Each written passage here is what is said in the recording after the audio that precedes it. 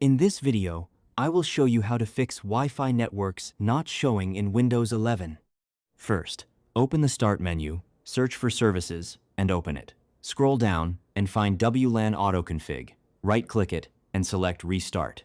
Once the service restarts, close the window. Next, open the Start menu again, search for Device Manager, and open it. Expand Network Adapters and find your wireless adapter.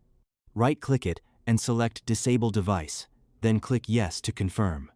After that, right-click the same adapter again and select Enable Device. Now check your Wi-Fi settings to see if your available networks are showing. If the problem still persists, open Settings and go to Network and Internet. Select Advanced Network Settings, scroll down, and click Network Reset. Select Reset Now and confirm the action.